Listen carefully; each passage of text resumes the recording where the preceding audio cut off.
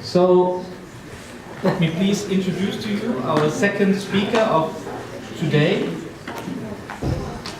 Oskar Verkaaik is Associate Professor of Anthropology of the University of Amsterdam. He has done, as anthropologist, research on political conflicts in urban Pakistan and secular rituals in the Netherlands.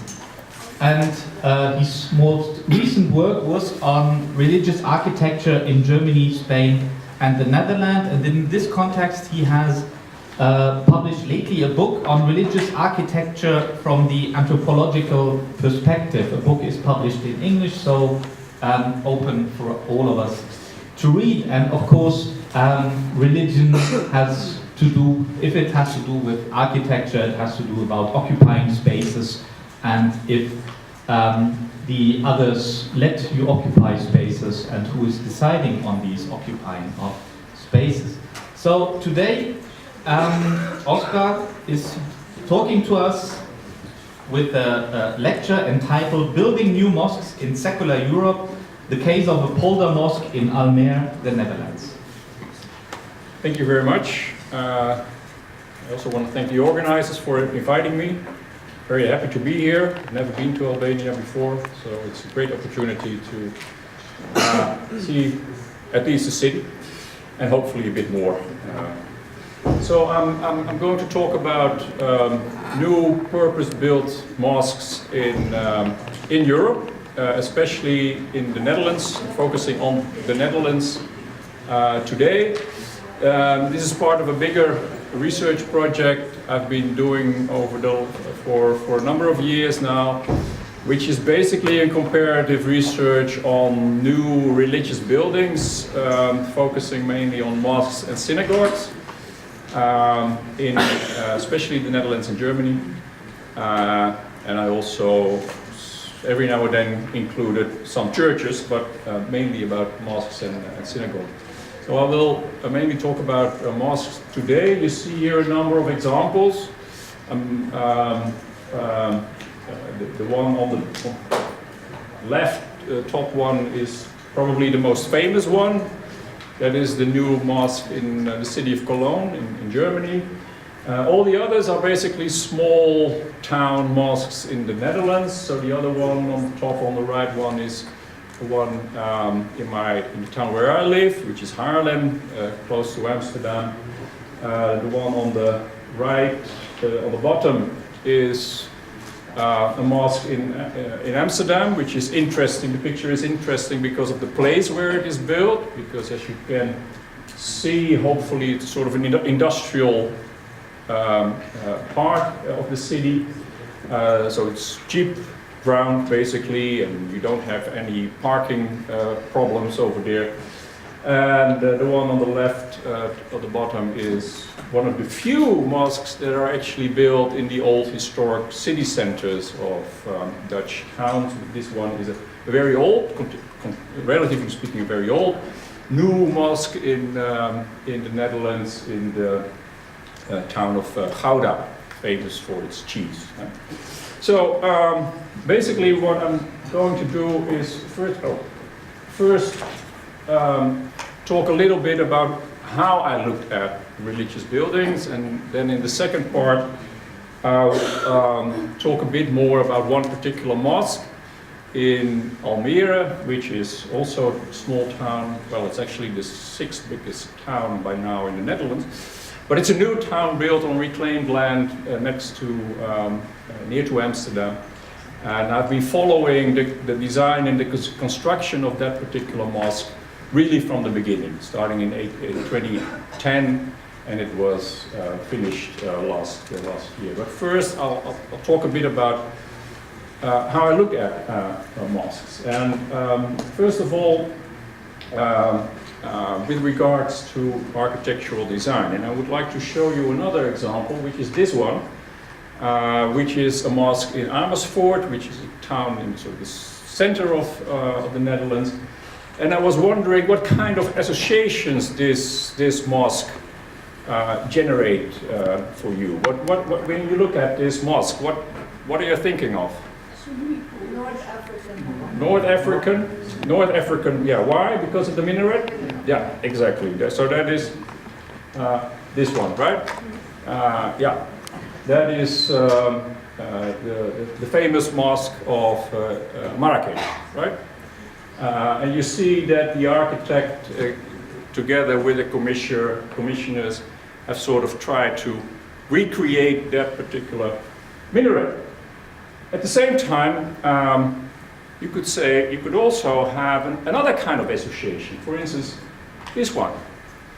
If you don't look at the minaret only, but if you look at the building as a whole and leave out the minaret, then you get a very different kind of picture, because if you leave out the minaret, then you can, then you see it doesn't really make sense to compare it to the one in Marrakesh. Then it makes more sense to compare it with this one. This is a synagogue, new synagogue built in Wuppertal in Germany. And you can see that the facade sort of resembles, or looks a bit like the one of the mosque. Even the color, especially if you look at the back part of the mosque, it's almost similar. Both are built by bricks. That is sort of the way people build buildings in that part of Europe, because you don't have much natural stone. So that is also a way of looking at these mosques. So that was the first starting point. Here you see another example of an interesting comparison. This is, on the right you see actually a new church in Munich, which is a very interesting church. You see here the small doors. Of course they open when there is a service, but on special occasions like in Christmas or Easter or whatever, the whole facade opens. So it's quite spectacular. But what is more striking, of course, is sort of the full purple facade, which comes back in a mosque in a village called Penzberg, which is just south of Munich, which in a way mirrors the facade of the church. And this was done on purpose. The architect is from Bosnian origin. And he wanted to make a statement about the place of Islam in Germany, saying that Islam is part of the religious landscape of Germany, and trying to say so, to make that statement by comparing it to churches. So that raises perhaps the first question: how should we look at these mosques? Should we look at the way you sort of automatically did, in a historical perspective, saying that okay, let's compare it to the mosques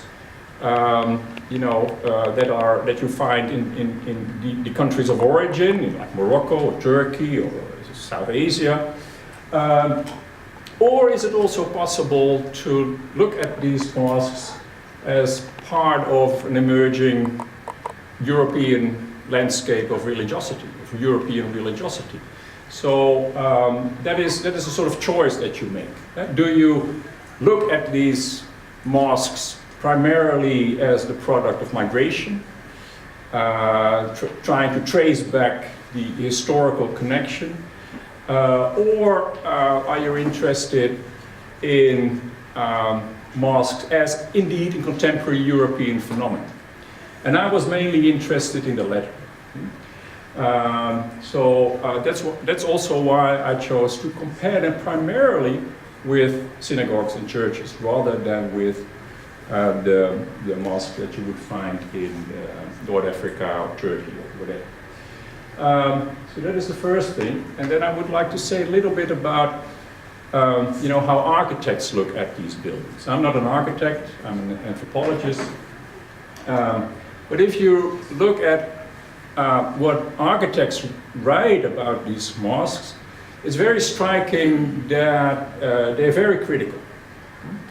Here you see a number of examples of how these architectural critics criticized the contemporary mosque buildings. So for instance, in Germany they talk of the Nachahmungskultur, is that the way you pronounce it? Yeah, imitation culture.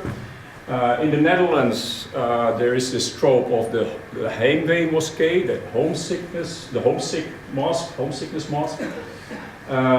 In the UK, especially in a wonderful newspaper like The Guardian, it's also very critical of new mosque buildings. They talk of brick boxes with minarets and domes applied like afterthought, so not integrated in the design as such. There's a Swiss author who says that all these buildings are still strongly committed to tradition. I find this a very telling statement because it sort of, automatically assume that these buildings are built, out of a traditional mindset, which, in a sort of evolutionary way, still traditional. It will be different in a few years from now, hopefully.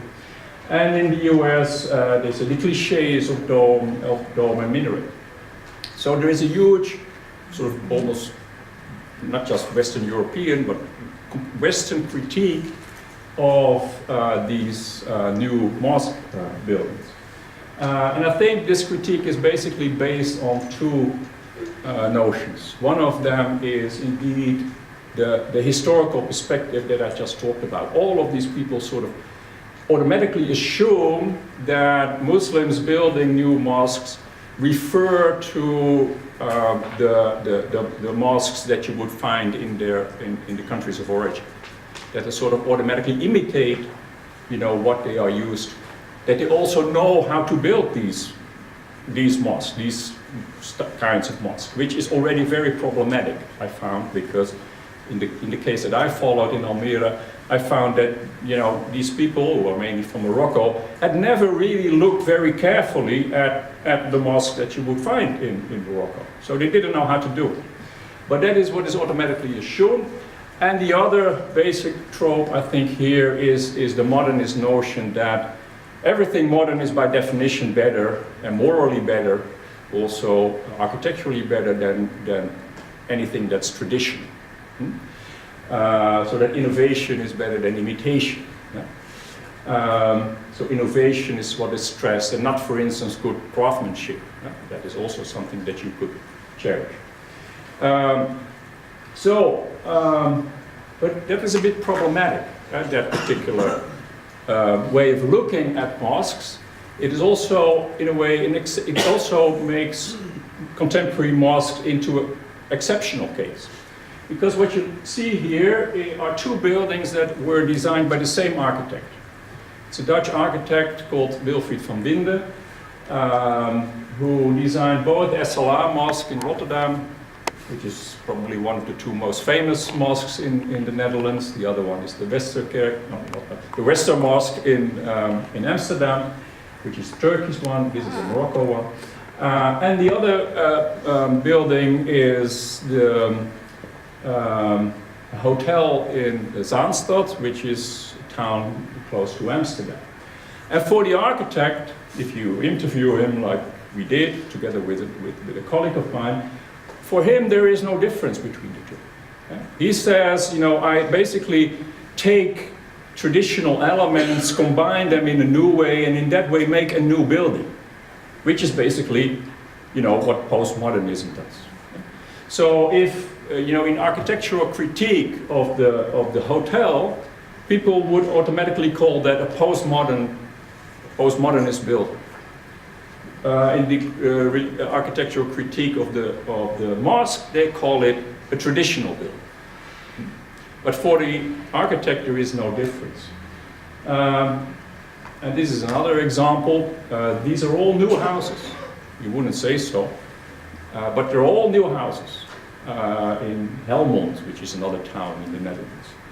And of course built like, the 16th century canal houses that you would find in Amsterdam and other places. In architectural critique, this is called neo-traditionalism. This is not called traditionalism. This is basically, what people recognize is that people sort of consciously go back to a certain tradition. So they make a conscious choice to revive a particular tradition. That sort of conscious choice is absent in the critique of mosques. Then it's sort of automatically assumed that is done unreflectively. So, in this particular critique, when we see postmodernism or neo-traditionalism in Western architecture, we see imitation and tradition in mosques, which is, I think, basically a continuation of how Europeans have written art history, or the history of architecture, which is sort of a story of progress in which basically the non-European world is excluded. If you take sort of a traditional textbook, then you have a progressive history of how architecture has evolved, with modernism or postmodernism perhaps coming at the end, and then perhaps, indeed, as an afterthought, there are some chapters on Islamic architecture or Chinese architecture or African architecture, but in these chapters you don't see any development.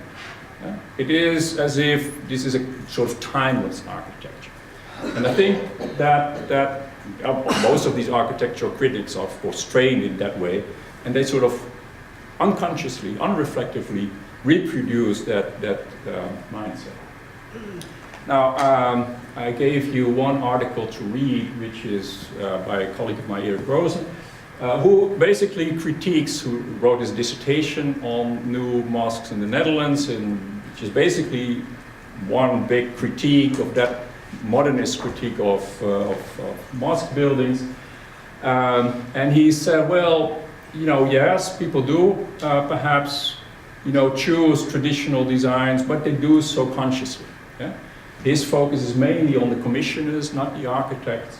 And he says, people consciously, willingly reproduce particular traditional or conventional architecture because they want to make a statement about who they are. Yeah? It's a statement of identity. Now, I agree with that part of his work. I do not so much agree with the second assumption of his work, and that is what I would call a representational perspective, which is also pretty dominant in architectural critique. That is the assumption that people already, have a particular identity, know pretty well what their identity is, and then want to express that in a particular building. Yeah? So it's a linear process. The identity is already there, and then you sort of build it. Yeah? As people in that way of thinking would call it an identity cast in stone. Now I'm more interested in sort of more contemporary anthropological perspective, which says that material culture, and especially also, of course, material religion, objects are can be much more constitutive of identity.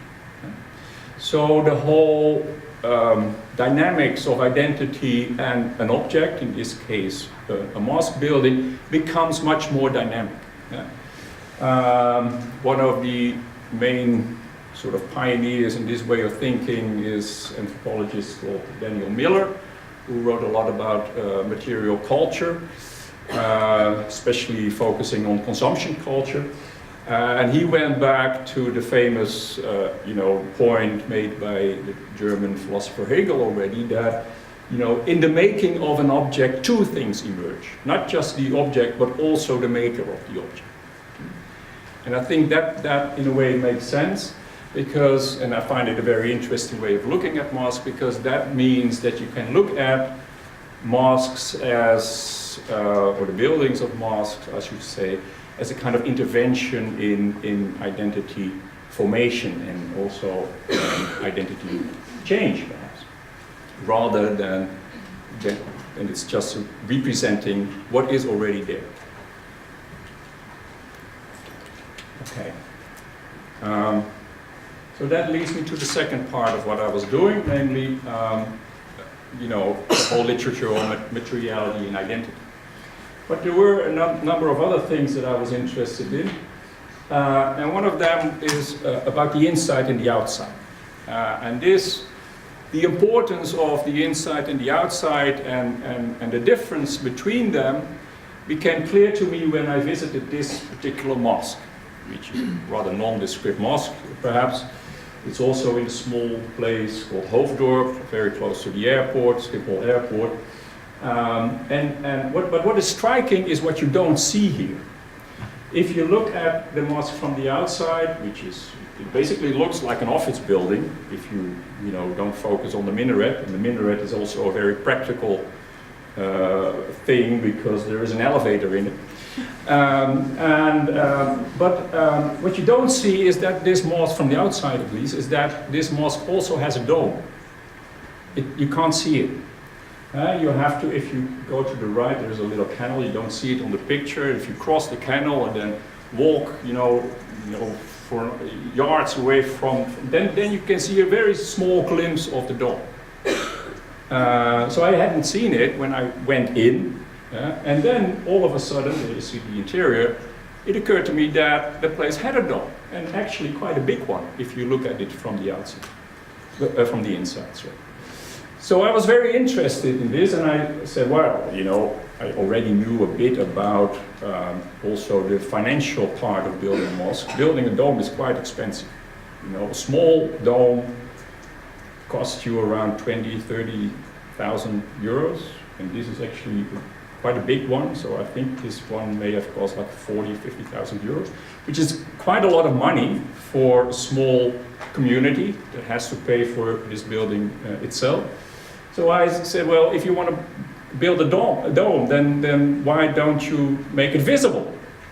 And the chairman of the mosque committee said, well, we're in Hoofddorp, which is basically a non-Muslim, environment, and people who live here, they don't automatically, like Islam or mosque buildings, and we want to sort of integrate and don't want to be too visible. So as a gesture to, the residents, we decided to make it invisible from the outside.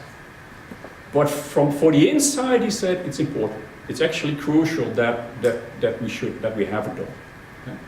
Okay? And then, of course, I asked why. And then it turned out that he couldn't actually explain to me why it was so important. He said, well, it's part of, a mosque building. Any mosque should have a dome. And why? Well, it's just the way it is, right?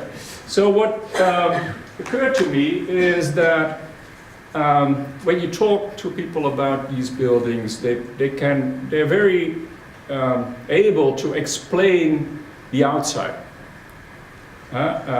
They can tell you where it comes from, what it symbolizes, perhaps, or for instance, in this case, it was a desire to integrate. But when it comes to the interior, it becomes much more problematic to explain why that is important. And at the same time, I found out that the interior is actually more important than the exterior. I interviewed several architects, but one of them said, he's one of the architect from Turkish background. He said, well, also, trying to sort of innovate mosque buildings, architecture. He said, as an architect, you can basically do whatever you want from, on the outside, as long as the inside looks like a mosque. So that alerted me to the importance of what I call the ritual place. And that actually relates to the point that you would find in contemporary material religion studies, and that is the idea that material objects, in a way, help evoke particular religious sensations that are important for religious belief and identity. So that is the third one, the importance of ritual space. And there is one other one, it is the last one,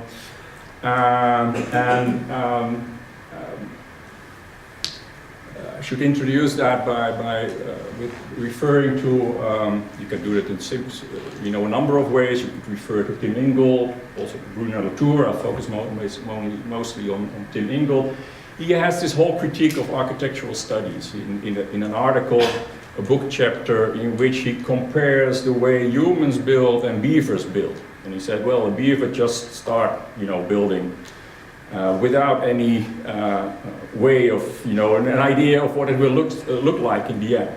And we humans, we think that we first design a building, and then when the design is ready, then we start constructing. And that actually overrates the importance of the architect. If you look at a building, we say, well, this building was built by this particular architect. We're not saying this building was built by this particular contractor, for instance, or this particular commissioner, or this particular bureaucrat. And that is actually quite weird, because if you look at the whole process of how a building actually comes about, you see that it is indeed a process of negotiation, of compromise, in which many people are involved. I just listed here a number of them: commissioners, contractors, engineers. Yeah, they have to find solutions to all sorts of practical problems, which impact on the design. Also, the whole process of design doesn't stop when the design is ready. It continues during the construction period. And of course, politicians are important, neighborhood residents sometimes, journalists, and so on. That is, you could read Tim Ingold's critique basically as a critique of focusing on the architecture as the creative genius, and suggesting another way of looking at it. He's mainly interested in craftsmanship. He doesn't talk about the political aspect at all. We invited him a couple of years ago for a conference on what we call the politics of religious architecture, and he said, well, thank you very much, but I don't do politics. And so he is mainly interested in craftsmanship. But what is interesting and useful in his work is that this whole process of building a building is quite a messy and unpredictable process. In terms of methodology, it's important not to try to reconstruct the construction of the building retrospectively, what is basically what most people do by looking, they go to a building once it's ready, and then they try to reconstruct how it was built, what kind of decisions were made. And you can interview people, and of course you can look at drawings and models that have been made, but people will always come up with all sorts of rationalizations of why they did, why they why they made certain decisions. If you look at the process of building a mosque, from a participant observation perspective, then you get a very different kind of picture. So that is the fourth one in terms of methodology. How am I doing it regarding time? How much do I have left? Around 20 minutes. 20 minutes, okay. So basically you could also, this is sort of the research design, if you want. And you could also take this as a critique in a way of what is actually the most dominant perspective in new mosque literature, in anthropology and beyond. And that is the perspective, what I call the politics of space perspective. There are quite a few people who are interested in new mosque buildings, but they're mainly interested in the political issue. What kind of debates does a new mosque building actually generate? Political debates between politicians or neighborhood residents and so on, which is of course an important issue, but I did not focus so much on this particular thing, mainly because of two reasons. Most of the people who do this are not really interested in the design as such. They're simply interested in the fact that there will be a mosque building, and how it actually looks like, they don't really write about it. And also because by writing, from this particular perspective, you sort of contribute to the making of a mosque building as primarily a political object, rather than, for instance, a ritual object. So, in my case, in the Almere case, this is the building. I had to also pay attention to this particular issue, the politics of space issue, because as some of you may know, Almere is one of the few, perhaps actually the only municipality so far in which the PVV, that is Geert Wilders' party, is the biggest party, and he has been campaigning, by saying that we will not allow new mosque buildings, and actually the ones that are already there should be closed.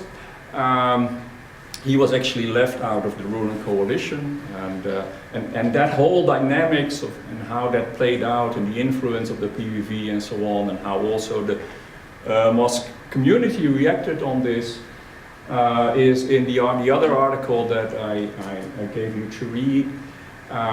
So you can read it there. The interesting point, I think, one of the most interesting points here is that the community, the Muslim community, very much made use of the fact that they were in Almere, where Geert Wilders' party was the biggest. So they, especially when it came to collecting money, that is one of the main things that you need to do when you want to build a mosque. They went to other places in the vicinity, stressing the fact that they were fighting a kind of frontier battle against the PVV, and in that way they raised a lot of money. Okay, so the Omar ibn al-Khattab Mosque in Almere, which is basically a mosque of a predominantly Moroccan community, is really on the outskirts of that particular town, which is already pretty much a suburban town. But it's really at the very end. You don't really see it, but if you go a little further, then you enter into a natural reserve where humans are not allowed. You find cows and horses and whatever. There's also a big discussion about that particular place right now, but I will not go into that discussion. So it's pretty far away from everything, although there is a railway station that connects the place to all the major cities in the Netherlands. It's a community of approximately 200 families, and as I said, the whole process started in 2010 and ended about a year ago. And it was designed by an architect who already had a lot of experience in building mosques.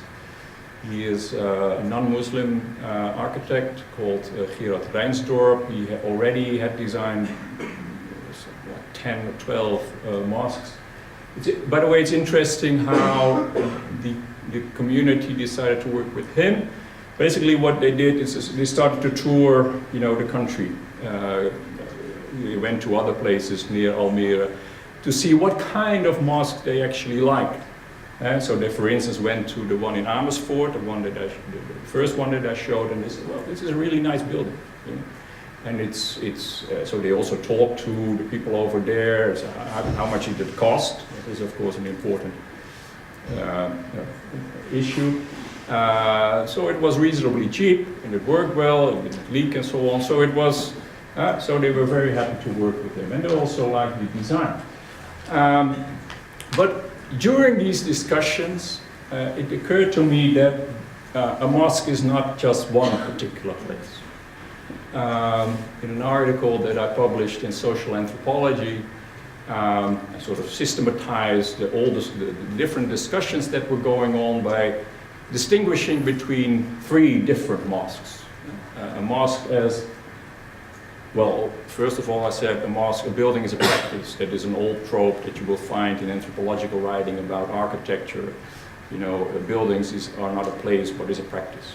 I won't go into that, we can talk about it later on perhaps. So it's as a practice, it's first of all, it's a political practice. It generates all sorts of political discussions. It's a pious practice, it's related to religion obviously, and it's a ritual practice, but over time I redefine that as a habitual practice. I'll explain that later on. So just to give you an idea of the kinds of discussions that were going on. To start with the political practice. Basically, what became clear in the beginning already was that the community consisted of two opinions, let's say. Basically, what happens is that you sit there with a number of people, people who are part of the mosque committee, and there were two people over there who were especially vocal, saying a lot. And one of them was sort of representing what I would call sort of, for in want of a better word, a quietist Islam. So they were not really interested in political issues. Basically, their ambition was also one of integration. They wanted to be part of the Dutch landscape and Dutch society. They were interested also in having a place where they could offer, homework courses for children and so on, in order to give the children the opportunity to do better in life, better than the parents. And there was also another guy who was more activist, who said, well, my goal is to make the community bigger than it is, and to become. But in a way, it was also, interestingly, he was more oriented inwardly. He was not so much concerned with the relations between the mosque community and the neighborhood residents, for instance. He was mainly interested in building up the community from within. And that had ramifications for the kind of aesthetics that they preferred. The guy who was more interested in integration and so on, he wanted to have what he called a transparent mosque. He was always talking about a transparent mosque, not knowing what it actually entailed. So the architect sort of, basically what an architect does is translating very elusive notions and remarks into a design. So he decided, well, transparency, that has something to do with glass. But this particular guy also wanted to be visible. He also said integration also comes with being visible, because otherwise you don't give people the opportunity to accept you. If you remain invisible, then you will not integrate. So it should be a mosque that is recognizably Islamic. So he insisted on having a minaret and preferably also a dome. And the other guy, who was much more puritanical in a way in terms of aesthetics, he didn't care at all about minarets and domes and what have you. He said, well, that costs a lot of money, and we can use that money in better ways. Just make it plain and simple. Also, interestingly, if you have a conventionally looking mosque, who is it for? It's for all the old people who will recognize the mosque as indeed a conventionally looking mosque. The youth doesn't come to a mosque like that. If you build, a fancy, plain, modernist building, the young people will say, oh, that's interesting, let's have a look. So that was, so basically what turned out is that all the discussions about the design made clear that there was a kind of schism in the community. Before that, it was pretty latent, and people could, relate to each other without any problems, and it was a kind of give and take. But now they had to make a choice about the design of the mosque. And then it turned out that eventually, after a couple of months, the problem became unsolvable. So the activist guy, in the end, decided to quit, mainly also because the other guy had his way, basically. And that was also because of what I already said, all sorts of negotiations going on. The architect played a role in this. He was trained in Delft University, where he had this modernist training, but he had also been to Andalusia for a number of times, and he liked the Andalusian architecture very much, so he wanted to bring a bit of that in. as well, which went very well with the aspirations of the quietest guy and not very well with the other one. The municipality played a very important role here. In order to make a statement against the PVV, they wanted to have a mosque that would look like a mosque with high minarets. It was the municipality bureaucrats who insisted on having minarets, more than anybody else. So that all of that, you know, resulted in sort of the victory of the one guy, and the fact that the other guy went somewhere else, went to another community elsewhere in the town. As for the pious, of course, all these practices are related. That is obvious. As I already said earlier, it turned out that these people had never really looked at, you know, mosques from an architectural point of view. So they had to learn. So the first thing that at least some of them did was to figure out what the religious texts say about mosques. They went to the Hadith and say, well, you know, especially the activist guy and a number of his friends, they were very much interested in what you would find in the religious texts about mosques. So they said, well, you know, if you look at the first mosque, it was a very plain and simple building, you know, there was no roof. Well, the roof were, you know, the palm leaves. There was no minaret. There was no dome and all these things. So we don't really need them.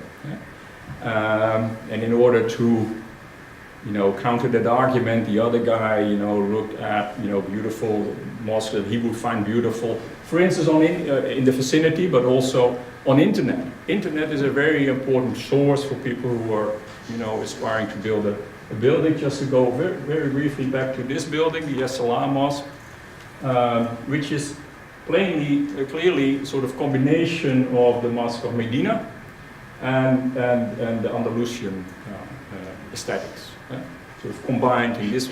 And that, you know, the commissioner he had never been to these places. He looked this up on the internet and said, well, you know, these are examples of what he called high culture Islam, and you combine them together and then make a new statement. So for the commissioner, this indeed had nothing to do with postmodernism. It was a statement about high Islamic culture, but it came from the internet. Interestingly, also, these people in Almere learned a lot from the architect, because he already had quite as I said, you know, a lot of experience, not just with how to build a building, but also with all kinds of purity rules, for instance. You know, you have basically 90% of building a building is solving practical problems. And one of the problems that they faced was what to do with the sewerage. And he said, you know, there are certain rules that you have to take into account when you're building a mosque. That, you know, the people in the committee, mosque committee, had never thought about. Also a whole discussion about, you know, the direction of the Qibla. The plot that was reserved for the building was not really, you know, directed to Mecca. It was sort of 20 degrees off the Qibla direction, which was a practical problem because you lose space if you have to sort of rotate it. And so there was one guy said, well, do we really have to, you know, put it in the right directions? So there was a whole discussion about mosques that were actually not built in the right direction, but the conclusion was in the end that you have to make the effort. If you fail, but you have to make the effort, that's acceptable. Okay, so in short, the building of a mosque was a process of gaining religious knowledge and insight. It deepened also their commitment to the community. Now, finally, I have 3 minutes left. The ritual habitable place. As I said, interiors, well, I didn't say that, I think, but the interiors are usually much more conventional than the outside. And also people are more careful when it comes to who is taking care of the interior. You can have a non-Muslim architect designing the building itself, but when it comes to the interior design, people usually prefer Muslims. And they also bring in carpets and other material from Turkey or Morocco or whatever. And at the same time, the interior design is remarkable self-evident. There is not a lot of discussion about how it should be done. So you could ask yourself, is this in the end, homesickness? Is this indeed imitation culture? Yeah? And then I found it very useful to go back to a number of writers, especially Gaston Bachelard, who is a French philosopher who wrote this book, The Poetics of Space, where he makes an argument about memories and how memories are being spatialized. Yeah? And that's a very nostalgic book of a Parisian intellectual who goes back to his family house during the summer, and all these memories of his youth are coming back.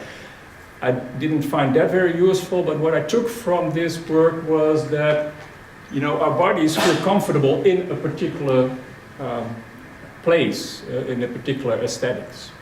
When you go home, you sort of automatically go back to a certain routine without making a choice, but your body in a way sort of automatically start doing the things that you do at home.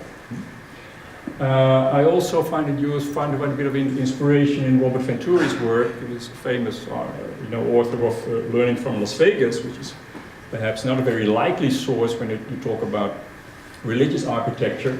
But he, for instance, talked about gasoline stations. When you're on the highway, urban sprawl and so on, you recognize gasoline stations because they look like the one at home. Yeah? And you automatically know what to do over there. If you find a gasoline station that is completely different, then you're at a loss, basically. So I think that, especially for perhaps the older generation, the conventional interior design can be seen as a kind of aesthetics that is quite comfortable, that feels like, a second skin, perhaps, and that sort of automatically leads to a certain ritual behavior. Now, to conclude with a question then, I was wondering what this tells us about, religion today, going back to my argument about, sort of European religiosity. If you look at all the religious architecture, then you very often see that religious architecture is spectacular. Both churches and mosques are quite spectacular. Now you see that many modern religious buildings, whether they're mosques or synagogues and churches, very often they're quite simple. And so you could ask yourself whether that it could be an argument saying that religion today is less about spectacle and awe and more about a counterpoint to a flexible and volatile world economy. Thank you very much.